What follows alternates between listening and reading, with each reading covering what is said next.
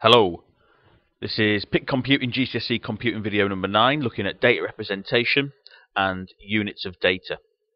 When we're talking about units of data, we're going to be talking about things like bits and bytes, kilobytes, megabytes, gigabytes, etc. To understand how we arrive at all of these things, we've got to appreciate that our poor old computer really isn't a very intelligent device at all. Our human brain is a much more complex and intelligent computer than the personal computer we're used to using. They're actually pretty thick, really. They can only understand one language, which is called binary. And in binary, you can only have two different numbers, 1 or 0. They can only understand ones or zeros. You'll see what we mean a bit more about that in a moment. Whether we're storing something that is sound, or an image or video, or even just some text, all of those things are stored as ones and zeros. There might be big series of ones and zeros, so some text might be 1010, 111011, etc. But they are made up of only ones and zeros.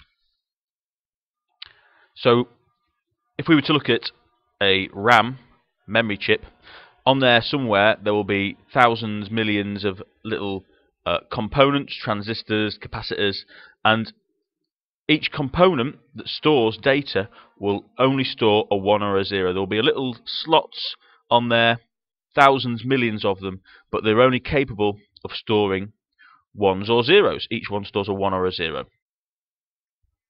So binary, we know you can only store ones and zeros, so we know it as base 2 because there are only two possible values, and this base 2 idea we'll have a look at again in a moment.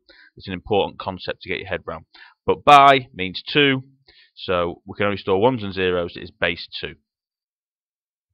Every 1 or every 0 that's stored in a slot is known as a bit. So definition of a bit: a single unit of memory and can only store two possible binary values, either 0 or 1. So every little chip on the RAM would only store a 0 or a 1. The next unit size up is known as a nibble, a unit of memory made up of 4 bits. We have 16 possible values when it comes to a nibble. Each row in this table shows a nibble, so 4 bits each. But there are only 16 different combinations. We can have 4 zeros, we can have 3 zeros and a 1, we can have 2 zeros and 2 ones, and so on and so forth. All the way down the table there are 16 different combinations. The next unit is known as a byte, a unit of memory made up of 8 bits. So there's an example of a byte, but it could be any combination, and there will be 256 possible combinations, 256 possible values when it comes to byte.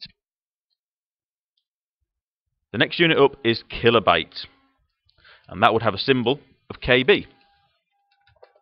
Sorry, an abbreviation of KB. A unit of memory made up of 1024 bytes. Now, in a kilobyte, we might be able to store one A4 page of text in a Word document, say. You're probably wondering why it's called kilobyte when it's 1024 bytes. Why isn't it just 1,000? Because if we have kilogram, that is 1,000 grams, or kilometer, that's 1,000 meters. So why isn't it just around 1,000? Well, if we remember that binary is base 2, if we look at this table, we'll have a look at again that in a minute. But if we look over on the left, base 2 means basically the big number will always be 2, and the power of number. So if we're doing 2 squared, the little 2 up here means the power of. We know that sum is 2 times 2 equals 4. So the next thing up in base 2 is 2 to the power of 3, or 2 cubed, and we know that is 8. So if we follow this table down, we've got 2 to the power of 1 is 2, because that is just 2 by itself, not 2 times 2. The next one, 2 to the power of 2 is 2 times 2 is 4. 2 to the power of 3 is 2 times 2 times 2 is 8. And so on and so forth. The nearest match to 1,000 is 1,024, which is 2 to the power of 10. So that will be 2 times 2, but 10 times going along. Gets to 1,024. So that is where we get to that number from.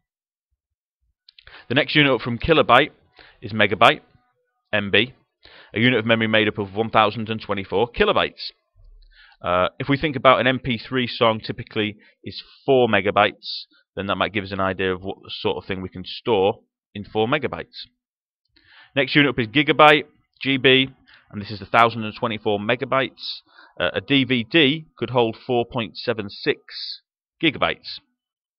Then we've got terabyte, TB, and that's 1024 gigabytes. So you might see the pattern. Now you could make some notes on this, but an interesting thing to do might be to do a bit of work in a spreadsheet to show calculations for things. So this shows us that, that should say nibble. I'm sure yours will be correct. You spotted a deliberate mistake there. Not bibble, it should be nibble. Has 4 bits. A byte has 8 bits. A kilobyte has 8,192 bits. Megabyte over 8 million. And we get so big up to terabytes, we can see that Excel struggles to store the raw number for the number of bits in a terabyte. If you have a quick look at the formulas that I've used to do that, you might have a play around and do something similar yourself.